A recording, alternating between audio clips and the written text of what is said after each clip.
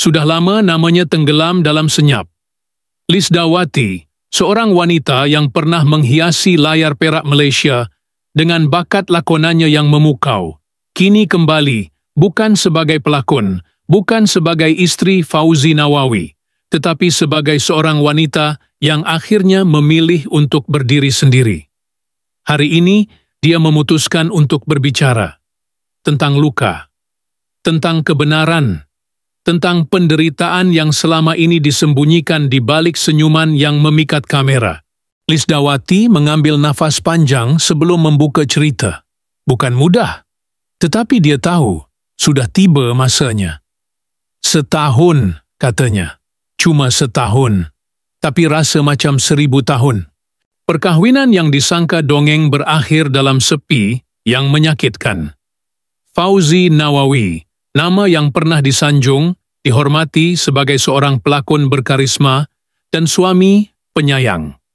Namun, di sebalik pentas dan lampu sorot, realitinya jauh lebih gelap. Saya dipenjarakan dalam rumah saya sendiri, bisik Lisdawati, suaranya bergetar. Peristiwa yang menjadi titik mula segala-galanya terjadi pada satu malam hujan lebat, ketika dia pulang dari penggambaran lewat malam. Saya hanya minta dia faham, saya penat, saya nak mandi dulu. Tapi saya tak sangka, hanya kerana itu, dia campak saya ke lantai, katanya sambil memegang pergelangan tangan yang seolah masih terasa sakitnya. Tangannya pernah patah, tapi dia diam. Wajahnya pernah lebam, tapi dia solek. Hatinya lah yang hancur. Dan itu dia simpan dalam diam. Satu demi satu kisah terbuka. Suara yang selama ini tertahan akhirnya mengalir seperti air bah. Fauzi, katanya, bukan hanya seorang suami panas baran, tetapi juga seorang yang tahu bagaimana memutarbalikkan segala-galanya untuk kelihatan suci di mata masyarakat. Dia buat saya rasa semua salah saya, kata Lisdawati, matanya berkaca. Saya minta maaf, walaupun saya tak salah. Saya pujuk dia, walaupun saya yang disakiti. Saya tidur menangis setiap malam, sebab saya takut esok saya tak bangun. Malah, katanya, Fauzi sering menggunakan anak-anak sebagai senjata emosi. Dia ugut nak ambil mereka dari saya. Katanya saya tak layak jadi ibu sebab saya terlalu sibuk berlakon. Tapi dia lupa, saya bekerja sebab dia tak pernah cukupkan keperluan rumah. Dalam setiap kata-katanya, terpalit getir yang mengukir parut di jiwa. Ada satu malam yang Lisdawati tidak pernah lupakan. Malam yang mengubah segalanya. Dia pulang lewat, dan saya hanya tanya dia dari mana. Dia marah. Dia lempar telefon ke dinding. Skrin pecah. Tapi yang lebih pecah, hati saya. Malam itu, saya tahu, saya tak boleh tunggu lagi. Lisdawati mengunci dirinya dalam bilik air selama 5 jam, menangis dalam diam. Anak perempuannya yang paling kecil mengetuk pintu sambil berkata, "Mama, jangan tinggalkan kami." Itu detik dia tahu. Dia perlu tinggalkan Fauzi, demi dirinya, demi anak-anak, demi kewarasan yang kian menipis. Lisdawati tidak mahu menjadi satu lagi statistik wanita yang hilang suara dalam rumah tangga toksik. Dia tahu pasti ada yang mempersoalkan, mengapa baru sekarang? Mengapa diam selama ini? Kerana saya pernah cintakan dia. Saya pernah percaya dia akan berubah. Saya pernah fikir, jika saya cukup sabar, semuanya akan baik. Tapi ternyata, cinta saya tidak cukup untuk menyelamatkan saya dari luka demi luka. Bahkan, katanya, di set penggambaran pun dia tidak selamat. Pernah sekali dia datang ke lokasi, marah-marah depan kru, sebab saya tak angkat telefon. Saya terpaksa minta pengarah henti penggambaran. Saya malu, tapi saya lebih takut. Ketakutan itu membelenggunya dalam setiap langkah. Dari rumah ke studio, dari dapur ke bilik tidur. Sahabat-sahabatnya, katanya, pernah cuba membantunya. Tetapi Lisdawati terlalu pandai menyembunyikan luka. Saya ketawa ketika makan malam, saya senyum ketika bergambar. tapi dalam hati saya menjerit minta tolong. Akhirnya keputusan dibuat. Satu pagi, dia bangun, kemas pakaian anak-anak, dan keluar tanpa menoleh. Saya tak tahu kemana nak pergi, tapi saya tahu saya tak boleh tinggal lagi. Peguam syariahnya berkata, belum pernah lihat seorang wanita menandatangani borang cerai dengan tangan yang begitu sejuk, tapi mata yang begitu pasti. Dia tidak menangis, tidak meraung, tidak menjerit. Dia hanya bisik satu ayat. Saya akhirnya bebas. Kini, Lisdawati masih belajar untuk sembuh. Masih mencari semula dirinya yang lama hilang. Dia tahu perjalanan ini panjang. Dia tahu akan ada yang mencemuh, mengata, menghakimi. Tetapi untuk pertama kali dalam hidup, dia tidak peduli. Saya tidak bercerita ini untuk membuka aib sesiapa. Tapi saya tahu, ada ramai wanita di luar sana seperti saya, yang diam, yang takut, yang rasa mereka tak ada pilihan. Saya cuma nak mereka tahu, ada cahaya di hujung terowong. Namun kebenaran yang perlahan-lahan dikuaknya, laksana bara yang menyala di bawah arang hitam. Semakin dia berbicara, semakin banyak yang terbongkar, dan tidak semua orang bersedia mendengarnya. Malah ada yang berkata, mungkin dia hanya mahu perhatian. Tapi Lisdawati hanya tersenyum pahit. Kalau saya mahu perhatian, saya boleh dapatkannya dengan lakonan. Tapi ini bukan skrip. Ini hidup saya. Dan hidupnya, kini, berada di ngarai senyap antara semalam yang luka dan esok yang belum tentu. Yang pasti, Lisdawati tidak akan diam lagi. Pagi itu, Lisdawati bangun lebih awal daripada biasa. Udara dingin menyelubungi bilik yang sudah lama tidak dipenuhi dengan tawa. Di hujung katil, beg pakaian separuh penuh. Anak bongsunya masih lena, berpeluk bantal kecil berbentuk kucing yang Lisdawati belikan ketika mereka ke Cameron Highlands. Tangannya perlahan-lahan membelai rambut anaknya, sebelum dia bangkit dengan tubuh yang masih penat, tetapi hati yang nekad. Di meja solek yang usang, cermin kecil retak di bahagian tepi, pecah akibat dibaling Fauzi sewaktu bergaduh 2 bulan lalu. Ia tidak dibaiki, ia kekal di situ, seperti simbol luka yang tak bisa dihapus. Lisdawati memandang bayangan wajahnya, tidak lagi seceria dahulu. Ada garis halus di dahi, ada lingkaran gelap di bawah mata. Tapi di mata itu ada cahaya baru. Cahaya seorang wanita yang memilih untuk bertahan, bukan demi cinta, tetapi demi marwah. Dia menyarung tudung biru lembut, warna kegemarannya sejak kecil. Fauzi tidak suka warna itu, katanya terlalu lembik. Tapi hari ini dia pilih biru, sebagai tanda bahwa dia kini tidak lagi tunduk pada pilihan sesiapa. Di dapur, dia menyediakan sarapan untuk anak-anak, roti bakar dan telur hancur, seperti biasa. Tapi hari ini, dia tambahkan sebiji epal merah di pinggan. Satu isyarat kecil, tetapi besar maknanya. Hidup boleh jadi manis kembali, jika kita pilih untuk mencicipinya. Ketika anak-anak turun, Lisdawati menyambut mereka dengan senyum yang hampir lupa dia masih miliki. Anak sulungnya, yang sudah mula faham segala kekacauan yang berlaku di rumah, menatapnya lama, seolah-olah membaca sesuatu di sebalik senyuman itu. "Mama oke?" tanyanya perlahan. Dia angguk. "Mama oke, tapi kita akan pindah rumah hari ini." Tiada tangisan, tiada jeritan, hanya diam. Tapi diam itu syarat dengan pengertian. Anak-anaknya tahu, sudah terlalu banyak malam mereka tidur dengan bantal basah. Sudah terlalu lama mereka lihat Mama menangis diam-diam di dapur, berpura-pura cuci pinggan. Di luar, jiran-jiran berpura-pura tidak melihat.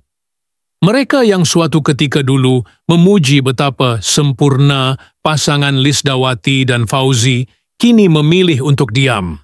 Tapi ada seorang, Mak Siti, jiran tua di sebelah, menunggu di pagar. Dia hulurkan tangan, menggenggam tangan Lisdawati erat. "Saya bangga dengan kamu, Nah. Ramai wanita takut, tapi kamu berani." Tangannya kasar, penuh kerutan, seperti waktu. Tapi kehangatan itu menusuk hingga ke dada. Lisdawati hampir menitiskan air mata, tapi dia tahan. Ini bukan masa untuk runtuh. Ini masa untuk bangkit. Di kereta, mereka memulakan perjalanan. Lisdawati tidak tahu kemana tepatnya dia mahu pergi. Tapi dia tahu kemana dia tidak mahu kembali. Itu cukup untuk hari ini. Radio kereta berbunyi perlahan. Lagu lama, nyanyian Fauziah Latif, Dia. Ironi, lagu itu pernah dimainkan ketika Fauzi melamar dia, dengan janji-janji manis yang kini menjadi racun. Dia matikan radio. Cukup dengan kenangan yang menipu. Perjalanan itu sunyi. Anak-anak memandang keluar tingkap, memeluk bantal masing-masing. Tapi dalam sunyi itu, Lisdawati merasa tenang untuk kali pertama sejak bertahun. Di satu persimpangan lampu isyarat, dia melihat refleksi dirinya di cermin pandang belakang. Mata yang pernah penuh ketakutan, kini mula bercahaya. Bukan kerana segalanya sudah selesai, tetapi kerana dia sudah mula menulis semula takdirnya sendiri. Tiba di rumah perlindungan wanita yang diatur oleh sahabat lamanya, Aina. Tempat itu kecil, sederhana, tetapi cukup selamat. Di ruang tamu, dinding dipenuhi gambar rama-rama berwarna-warni, seolah-olah menyambut setiap wanita yang akhirnya memutuskan untuk terbang bebas. Aina memeluknya lama. "Lambat kau sampai sini," katanya. Lisdawati hanya mampu senyum. Tapi aku sampai juga. Di bilik kecil mereka, hanya ada 2 tilam nipis dan kipas berdengung di siling. Tapi anak-anaknya tidur lena malam itu, tak perlu lagi menahan telinga dari suara jeritan, tak perlu lagi menyembunyikan diri di bawah meja. Lisdawati duduk di tepi tingkap, menatap langit malam. Bintang-bintang bergemerlapan, seperti sekian lama tidak menyinari hidupnya. Tangannya memegang diari kecil, kulitnya lusuh, tapi halaman dalamnya masih bersih. Dia mula menulis, "Aku pernah menjadi bayang-bayang, tapi hari ini aku kembali menjadi cahaya." Beberapa hari kemudian, dia duduk di studio kecil yang dimiliki sahabatnya, tempat dia pernah belajar lakonan ketika remaja. Skrip baru diletakkan di depannya, watak seorang ibu yang berjuang keluar dari perkawinan toksik. Dia baca dan berhenti di satu dialog, "Aku bukan wanita lemah, aku hanya terlalu lama diam." Dia angkat muka, mata bertemu dengan mata pengarah. "Saya mahu watak ini, saya perlu watak ini." Sebenarnya kamu itu, dia bukan sekadar melakonkan watak, dia menjadi watak itu. Setiap gerakan, setiap nada suara, setiap linangan air mata di set, semuanya bukan rekaan. Itu kisahnya, itu lukanya, itu keberaniannya. Dan penonton, ketika menontonnya kelak, akan merasakan sesuatu yang tidak mereka lihat di layar sejak sekian lama. Kebenaran yang mentah, yang hidup, yang menggigil di hujung bibir. Dan dari situ, nama Lisdawati kembali meniti bibir orang. Bukan kerana skandal, bukan kerana kisah sedih, tetapi kerana kekuatan yang terpancar dari kelembutan. Orang mula menyadari, wanita ini bukan hanya pelakon, bukan hanya istri Fauzi Nawawi, bukan hanya ibu. Dia adalah simbol bahwa luka tidak bermakna berakhir, bahwa diam tidak bermakna reda, bahwa setiap wanita, walau bagaimana remuk sekalipun, tetap boleh memilih untuk berdiri, walaupun dengan tangan yang menggigil dan hati yang retak. Tapi kisahnya belum berakhir. Dia masih duduk di hadapan cermin setiap pagi, menyikat rambut sambil memikirkan hari yang mendatang. Dia masih menerima message dari orang ramai, wanita yang berkata, "Saya juga melalui perkara yang sama."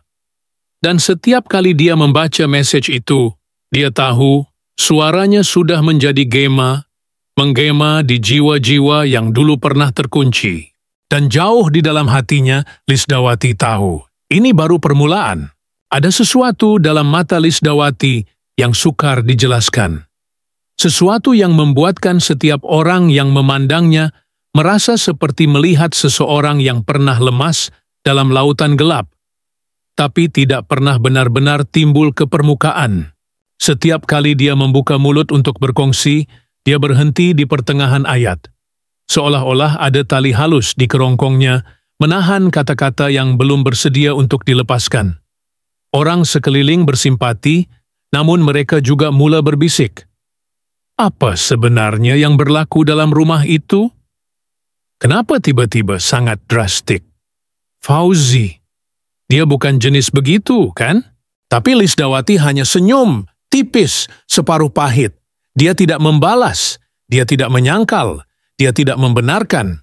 Karena dia tahu, bukan semua orang bersedia menerima kebenaran yang penuh luka.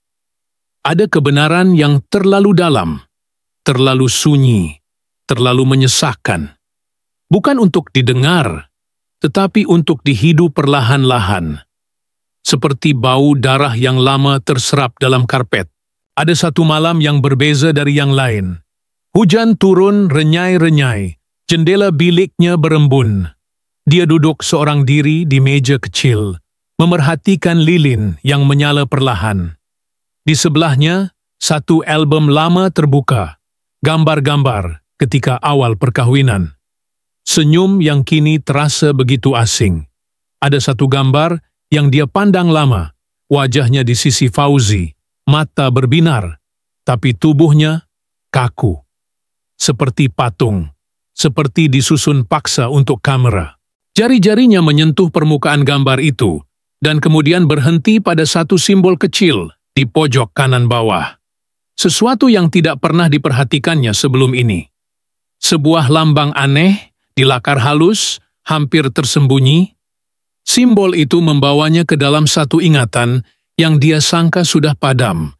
Satu malam di luar kota, tempat Fauzi membawanya berbulan madu untuk menebus salah. Malam itu, sesuatu telah berlaku, tapi ingatannya kabur, sangat kabur.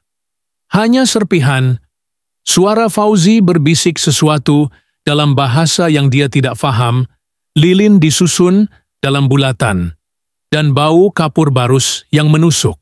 Dia pejam mata, nafasnya pendek. Apa yang sebenarnya berlaku malam itu? Bisik hatinya. Beberapa hari selepas itu, dia menerima satu bungkusan kecil di depan pintu rumah perlindungan. Tiada nama, tiada alamat.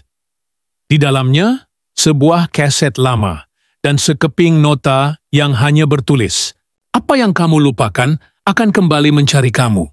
Tangannya menggigil. Dia tidak pernah memberitahu sesiapa tentang kaset itu, tidak pernah menyebutnya. Bahkan dia sendiri pun hampir tidak ingat tentang kewujudannya.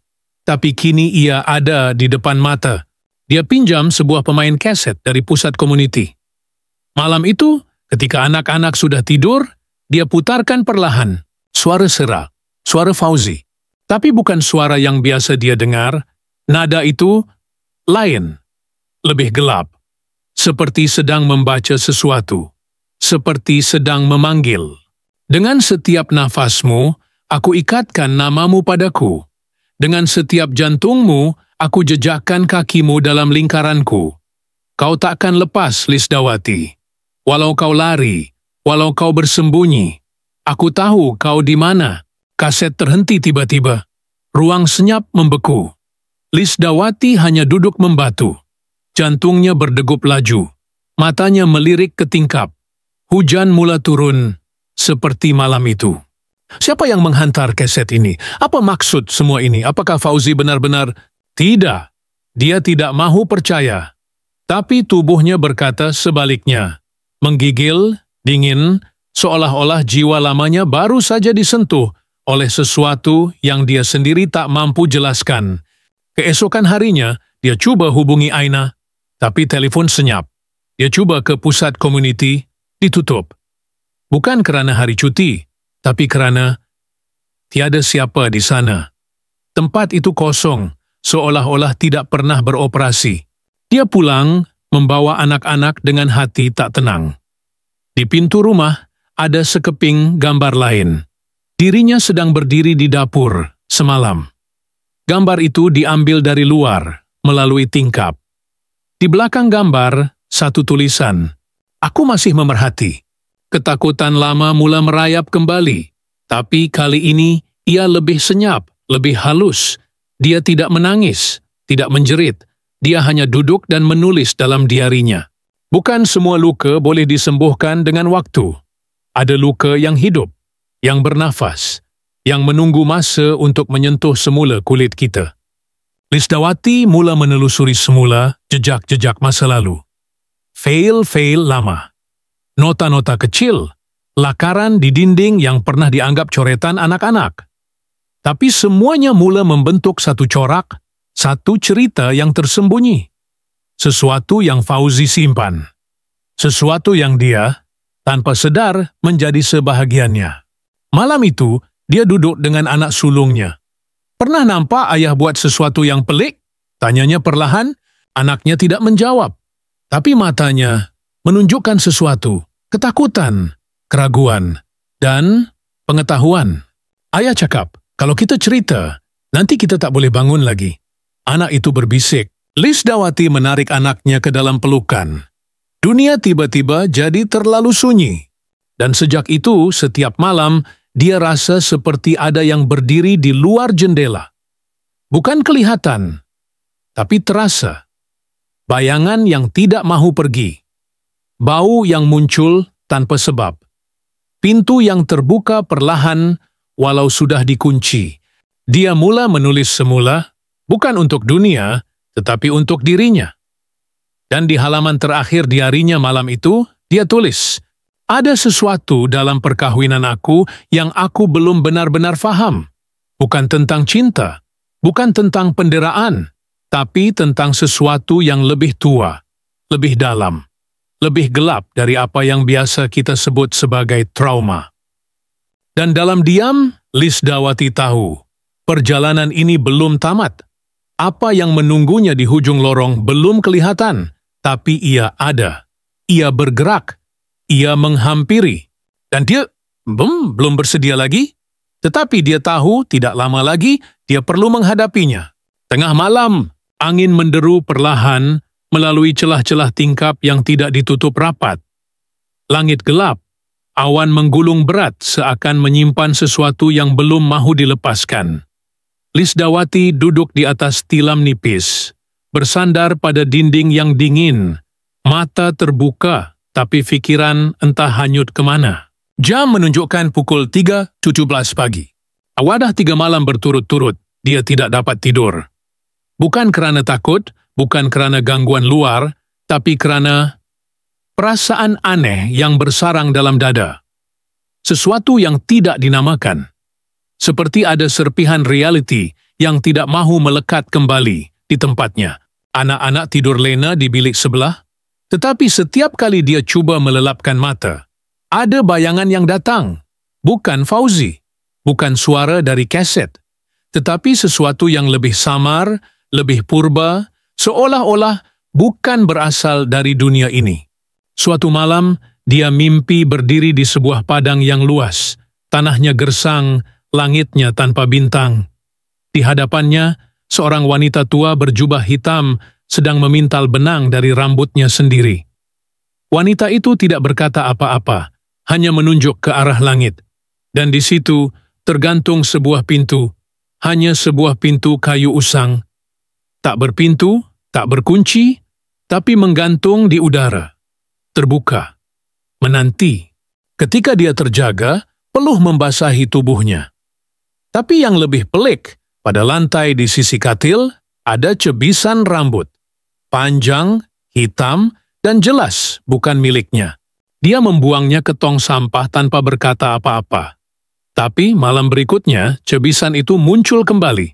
Kali ini, dalam poket baju tidurnya.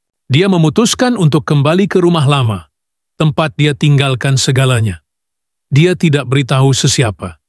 Tidak Aina, tidak pusat perlindungan, tidak anak-anak. Hanya satu pagi, dia tinggalkan nota ringkas dan memandu seorang diri. Jalan ke rumah itu seakan lebih sunyi dari biasa. Bangunan yang dulu bising dengan jiran kini kosong. Hanya bayang, rumah itu masih berdiri. Cat luarnya mulai luntur, daun kering bertimbun di beranda. Tetapi pintu terbuka sedikit, seperti sedang menunggu. Dia melangkah masuk dan segala bau lama kembali. Kapur barus, minyak wangi Fauzi, dan bau aneh yang tak pernah dia faham sejak dulu. Bukan busuk, bukan wangi, tapi seperti bau sesuatu yang tidak sepatutnya ada di sini. Langkahnya perlahan, menyusuri ruang tamu, dapur, bilik tidur, setiap sudut memanggil ingatan. Di dapur masih ada kesan retak di lantai akibat periuk yang pernah dilemparkan ke arahnya. Di bilik tidur, cermin yang retak kini telah pecah sepenuhnya. Serpihannya bertabur seperti kelopak bunga yang mati. Tetapi yang paling membuatkan dia terpaku, di dinding bilik tidur, terlukis satu bulatan hitam. Simbol yang sama seperti dalam gambar kahwin mereka dahulu. Yang dia fikir hanyalah corak rekaan. Tetapi kini, ia terpahat di dinding. Tidak pudar, tidak lusuh, seolah-olah baru sahaja dilukis semalam. Dan di tengah bulatan itu, ada satu perkataan ditulis dengan arang. Pulang. Jantungnya berdentum kencang, nafasnya pendek. Tetapi kakinya tetap melangkah. Bilik demi bilik, sudut demi sudut. Dia mahu tahu, dia perlu tahu. Di bawah tangga, dia terjumpa sebuah kotak kayu lama, terkunci dengan tali merah yang diikat simpul. Tapi di atas kotak itu, sehelai kertas kuning lusuh dengan tulisan tangan yang dia kenal sangat baik. Tulisan Fauzi. Jika kau baca ini, maka semuanya sudah bermula. Jangan buka kotak ini, kecuali kau bersedia untuk melihat dunia dengan mata sebenar. Dia tidak membuka kotak itu malam itu. Dia bawa pulang, letak di bawah katil di pusat perlindungan. Tapi malam-malam seterusnya, kotak itu seolah-olah bernafas. Dia dengar suara dari dalam, bukan jelas, hanya gumaman seperti doa, seperti nyanyian kecil dari zaman yang telah lama mati. Suatu malam, dia terbangun dan mendapati kotak itu tidak lagi di bawah katil. Dia cari. Di bilik, di dapur, di ruang tamu, kosong. Tapi ketika membuka almari pakaian, kotak itu ada di situ, terbuka sedikit, dan di dalamnya sehelai gaun putih kecil, seperti yang pernah dia pakai ketika kanak-kanak. Basah, bau tanah, dan di dasar kotak cermin kecil bulat. Ketika dia angkat cermin itu, dia melihat wajahnya. Tetapi bukan wajahnya sekarang, wajahnya yang lain, pucat, mata merah, dan senyum yang bukan miliknya. Dia jatuhkan cermin itu, pecah. Anak-anak tiba-tiba menangis dari bilik sebelah. Sejak malam itu, dia tidak bercakap dengan sesiapa selama berminggu-minggu. Aina risau. Guru kaunseling datang, tapi dia hanya diam, menulis dalam diari. Perkataan-perkataan yang tidak masuk akal. Nama-nama yang dia sendiri tidak pernah kenal. Dan satu lukisan, bulatan hitam itu, yang semakin hari semakin memenuhi halaman diari.